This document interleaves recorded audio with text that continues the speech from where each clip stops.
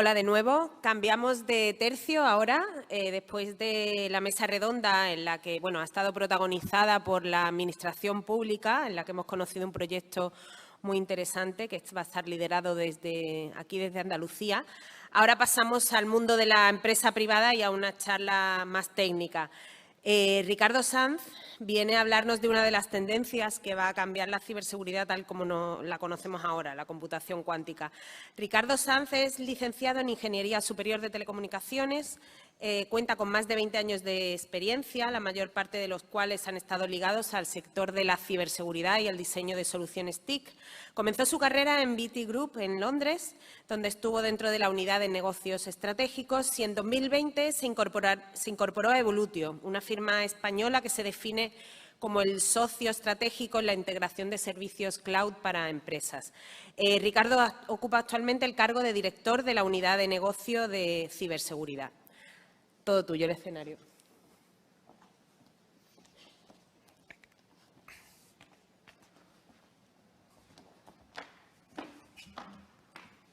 Bueno, hola, buenos días a todos. Muchas gracias por la invitación a tratar hoy un tema que vamos a intentar durante los próximos 15-20 minutos alrededor de la computación cuántica. Además, un tema yo creo que muy de actualidad porque representa realmente una amenaza a la computación cuántica. Y hay una urgencia real porque ciertos protocolos de encriptación que llevamos usando durante los últimos 25 años sean cambiados por la amenaza que supone la capacidad y la potencia de la computación cuántica, ¿no?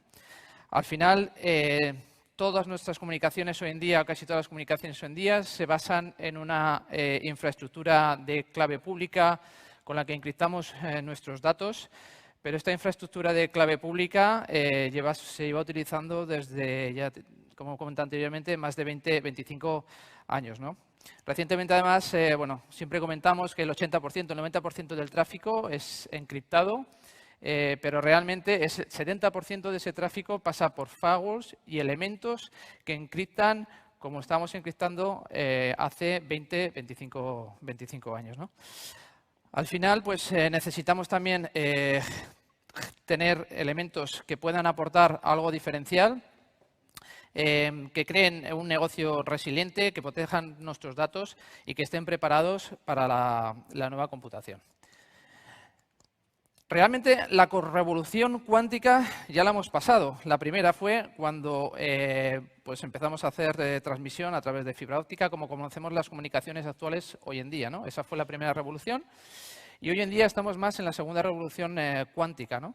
Alrededor de ya no solo pedir más potencia y capacidad de cómputo, sino pedir cualitativamente algo mucho más a la física cuántica. De hecho, los últimos 3 premios Nobel del año pasado fueron alrededor de estudios alrededor de la física cuántica, y de ahí la relevancia y la importancia que está cogiendo esta tecnología.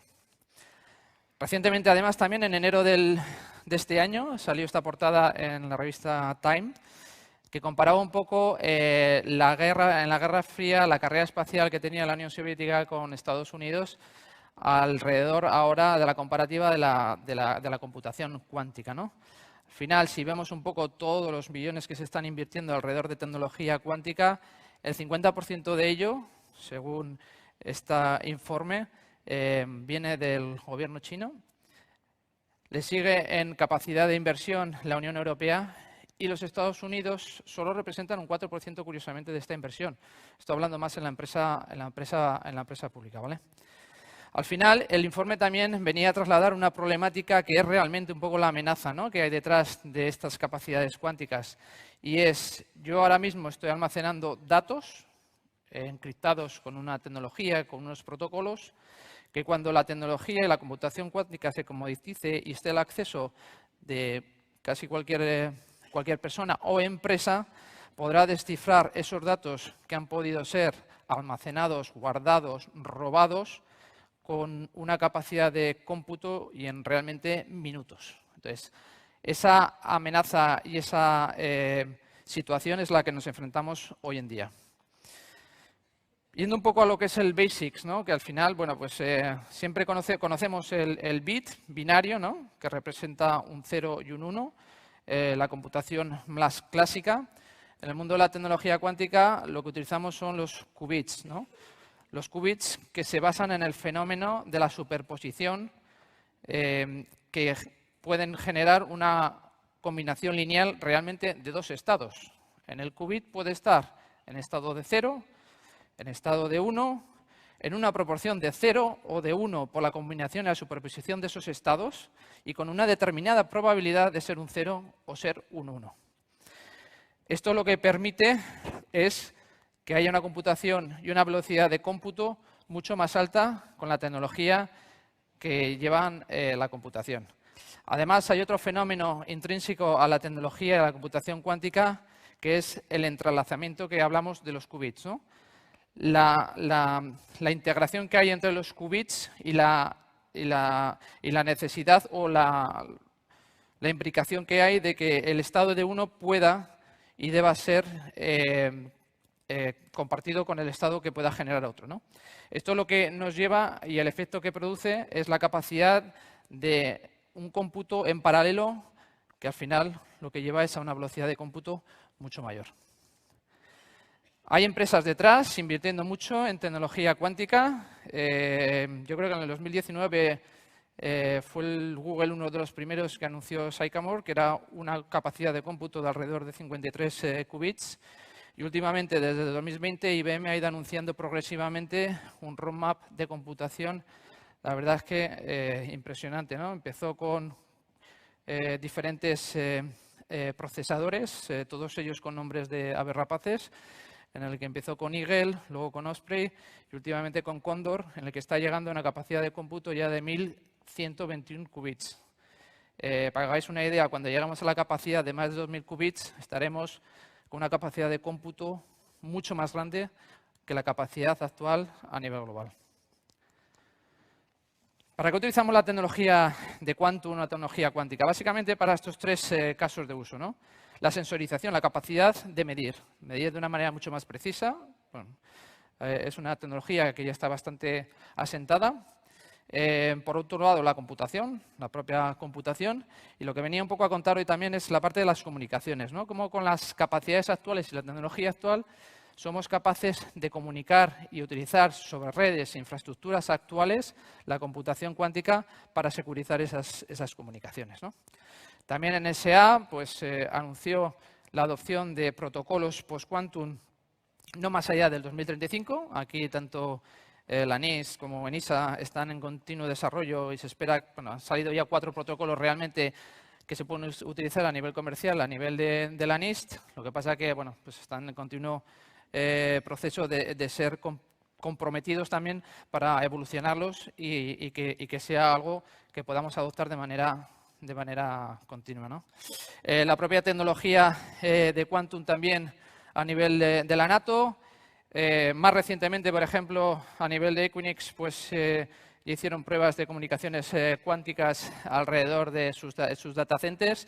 Y Amazon, en su data center de Singapur, también hizo el intercambio de llaves cuánticas alrededor de su data center y una sede de un cliente dentro del área metropolitana de Singapur. Las organizaciones están detrás, hay diferentes informes, como hemos comentado, tanto el CCN como NISA, alrededor de la necesidad de plantearnos ya utilizar la tecnología que hay actualmente para asentar. Es verdad que cuando los algoritmos principalmente criptográficos estén estandarizados y sean de uso comercial, habrá un ínterin de tiempo en el que tanto los hardware como las versiones de software de dispositivos y los mecanismos que tenemos ahora para comunicarnos tendrán que ser actualizados. Y eso puede llevar pues, 10 años a lo mejor, pero realmente la amenaza está ahí, ¿no? ¿En qué consisten las comunicaciones seguras a través de tecnología cuántica? Básicamente en dos conceptos. Por un lado, la generación de números aleatorios mediante tecnología cuántica. Alrededor de la naturaleza intrínseca de la física cuántica, la entropía del número aleatorio que se puede generar con tecnología cuántica es algo imposible o casi imposible de predecir.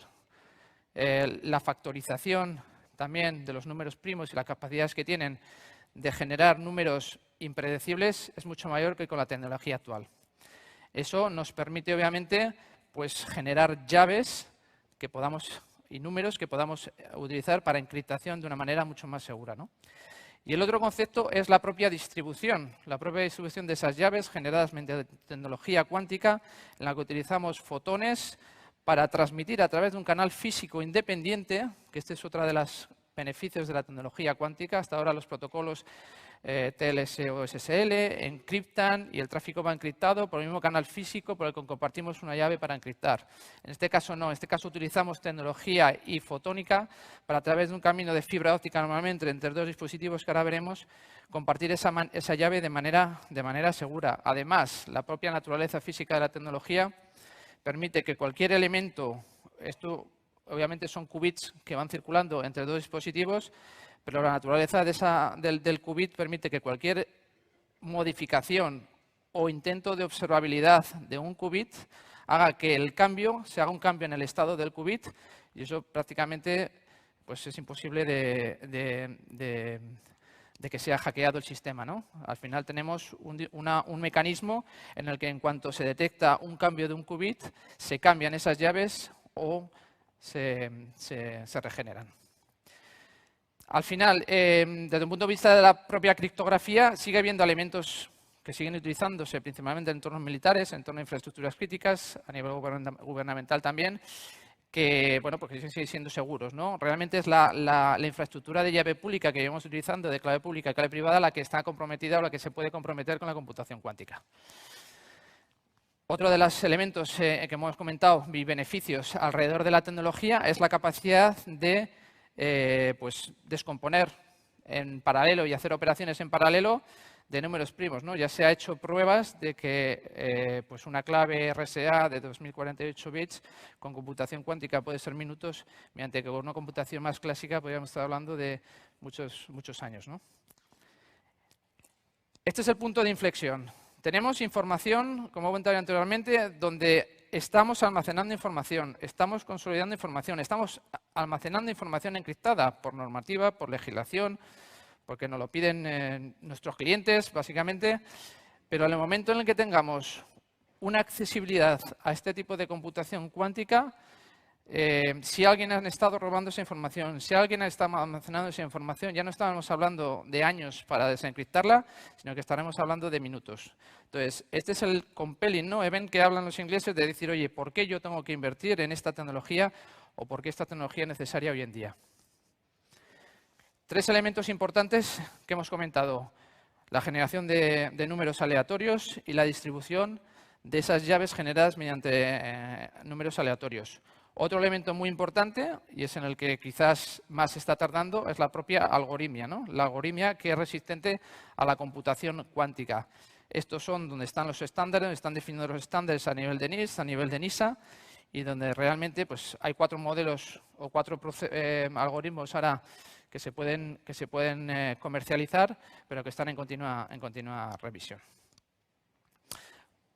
Este es el modelo antiguo en el que teníamos una llave, compartíamos por un canal, encriptábamos. ¿Cómo lo estamos haciendo ahora? Tenemos dos entornos.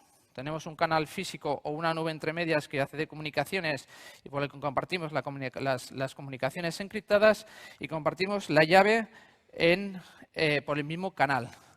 En el momento en el que ese canal es comprometido, pues tendría acceso a la llave y podría desencriptar esa información, ¿no? En la comunicación o en la Quantum Key Distribution, lo que hacemos es que tenemos un canal físico, normalmente fibra óptica también, independiente, por el que compartimos las llaves mediante esta tecnología, y las comunicaciones siguen por nuestros canales habituales, por nuestra infraestructura habitual y con nuestros equipos de comunicaciones habituales. No tenemos que cambiar nada de esa infraestructura.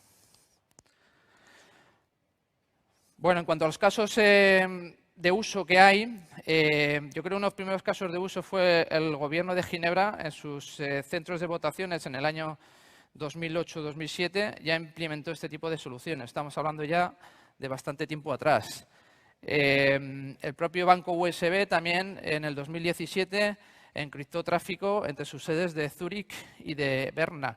La propia Lotería Nacional del Reino Unido también está utilizando este tipo de información. Empresas como la parte de telco es un caso de uso muy importante, ¿no? Porque al final, pues, en entornos de infraestructuras críticas, la capacidad de, con las comunicaciones, infraestructuras e inversiones hechas actualmente, poder introducir estos elementos para encriptar con una llave generada mediante tecnología cuántica, pues da una seguridad muy importante, ¿no? Consultorías también que comparten información sensible, pues entidades gubernamentales. Y esto es lo que tenemos montado en nuestras propias infraestructuras. Tenemos dos entornos, una red de comunicaciones entre dos entornos de data center entre Madrid y Lisboa, en la que mediante esos dispositivos que veis ahí arriba, que generan llaves de manera aleatoria y con tecnología cuántica y son capaces de compartir esa tecnología, esa llave a través de un camino físico independiente, pues podemos encriptar el tráfico a través, insisto, de nuestras redes de comunicaciones actuales.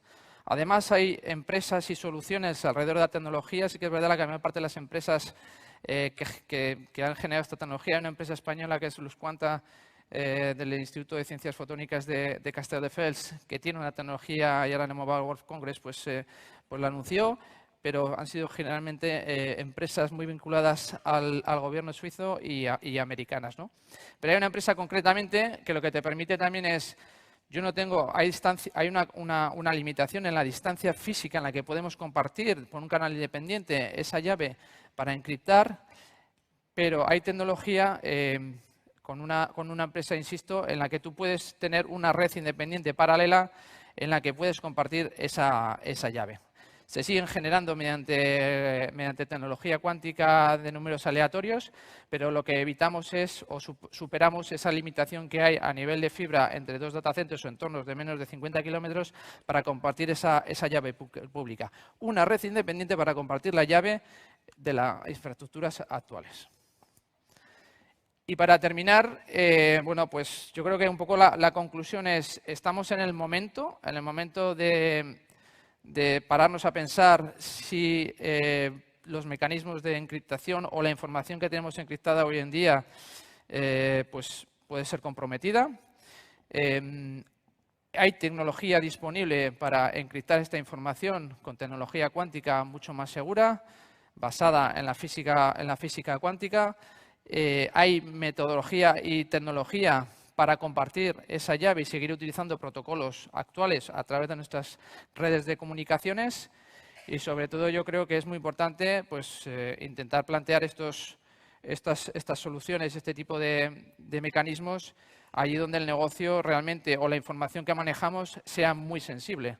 Yo creo que aprovechar inversiones e infraestructuras actuales para implantar este tipo de soluciones es un caso de uso muy válido para ciertas organizaciones, empresas públicas o empresa privada.